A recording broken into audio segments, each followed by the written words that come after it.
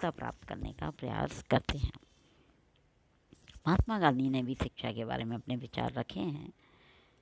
महात्मा गांधी का कहना है कि शिक्षा से मेरा अभिप्राय बच्चे के शरीर, मन और आत्मा में विद्यमान सर्वोत्तम गुण का सर्वांगीण विकास करना है। गांधी जी ने एक अलग प्रकार से अपनी सोच या अपने विचारों को रखा। उन्होंने कहा कि शिक्षा से मेरा अभिप्राय, यानी कि उनका जो कहना है वो क्या है कि बच्चे के शरीर, मन और आत्मा में विद्यमान सर्वोत्तम गुणों का सर्वांगीण विकास करना है। यानी कि हर बच्चे के अंदर कुछ गुण होते हैं, उन गुणों का विकास हम किसके माध्यम से करते हैं? शिक्षा के माध्यम से करते हैं। जैसे कोई बच्चा खेलने में बहुत अच्छा है, कोई गाने में बहुत अच्छा है, कोई पढ़ने में बहुत अच्छा है, कोई अच्छा कार्य करने में है। तो अलग अलग क्वालिटीज़ हैं। तो वो शारीरिक हो, मन हो या आत्मा, उसके किसी में भी अगर कोई भी गुण विद्यमान है तो शिक्षा के माध्यम से हम उसको क्या करते हैं?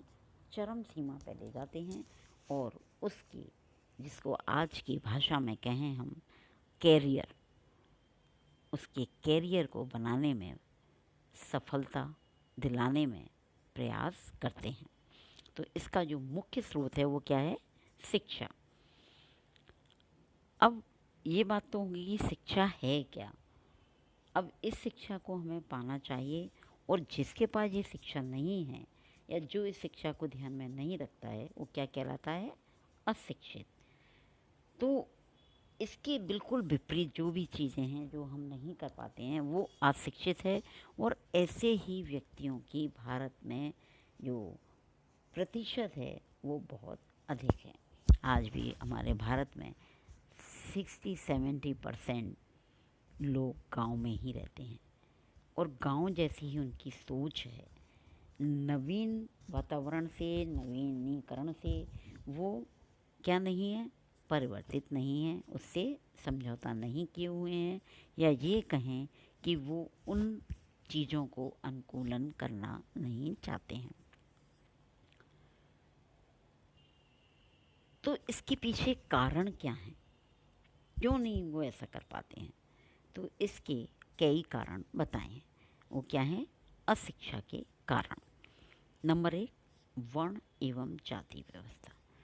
अशिक्षित होने का सबसे बड़ा कारण हमारी वर्ण और जाति व्यवस्था है। हमारे देश के अंदर, भारतवर्ष में, पहले जाति नाम की कोई चीज़ नहीं थी, वर्ण व्यवस्था थी। जो जैसा कार्य करता था उसे उसी वर्ण का बोला जाता था। 4 वर्ण थे हमारे: ब्राह्मण, क्षत्रिय, वैश्य और शूद्र।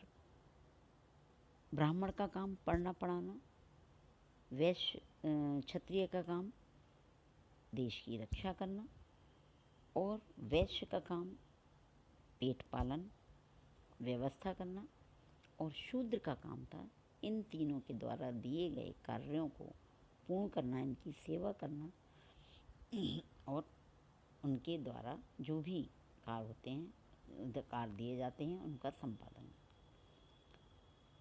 लेकिन धीरे धीरे वर्ण जाति में परिवर्तित हो गया। आज भारतवर्ष में जन्म लेते ही हमें जाति मिल जाती है। जिस जाति में हम जन्म लेते हैं उस जाति के हम मृत्यु तक कहलाते हैं, और ये ही जाति हमें हमारे ही भारतवर्ष के अंदर दूसरे बहुत सारे कारणों से वंचित कर देती है। छुआछूत की भावना पैदा करती है, ऊंच नीच की भाषाओं में गिरा देती है, अच्छे बुरे का ज्ञान नहीं रहता।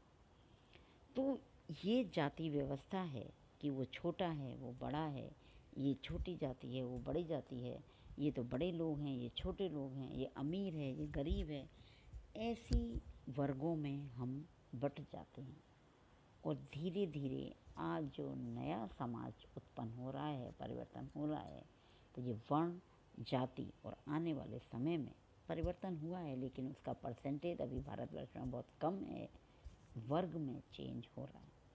अब ना हम वर्ण के आधार पर किसी से संबंध बनाते हैं, न जाति के आधार पर और न ही अन्य के आधार पर। अब वर्ग के आधार पर हम किस कैटेगरी के हैं, हमारा स्तर क्या है समाज के अंदर, चाहे वो किसी भी जाति, धर्म, भाषा, संप्रदाय का हो, लेकिन वो हमारे वर्ग का है, तो हम उसमें अपने संबंधों को, जो हमारे सामाजिक संबंध हैं, उनको रखने का प्रयास करते हैं।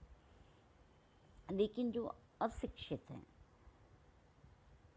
वो अशिक्षित लोगों के लिए ये एक अभिशाप है कि हम वर्ण और जाति व्यवस्था के चक्कर में अपने आप को उस वातावरण से या उस पर्यावरण से बाहर निकालने का प्रयास नहीं करते हैं, और ऐसे दलदल में फंसे होते हैं, उसमें फंसते ही जाते हैं और हमारे उद्धार नहीं हो पाता है। दूसरा है, अशिक्षा का सबसे बड़ा कारण है दरिद्रता। दरिद्रता से क्या तात्पर्य है? गरीबी। हमारे पास पैसा नहीं है। पैसा क्यों नहीं है? क्योंकि काम नहीं है। काम नहीं है क्योंकि हम वो काम आता नहीं है। आता क्यों नहीं? क्योंकि हम उसमें समझ नहीं रखते, क्योंकि हमारे पास हम शिक्षित नहीं हैं। तो हमको कैसे काम करने पड़ते हैं? जो काम एक गधे के होते हैं। गधा क्या होता है?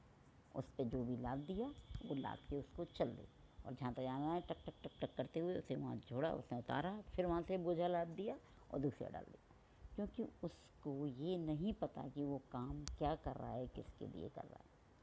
ठीक इसी प्रकार जो अशिक्षित लोग होते हैं, उसके कारण ये दरिद्रता या निर्धनता आती है और गरीबी या बेरोजगारी होती है, क्योंकि वो शिक्षित नहीं हैं, उसके पास शिक्षा नहीं है, और इस कारण से वो इस दलदल में फंसता जाता है और अपने भविष्य को उज्जवल नहीं बना पाता है।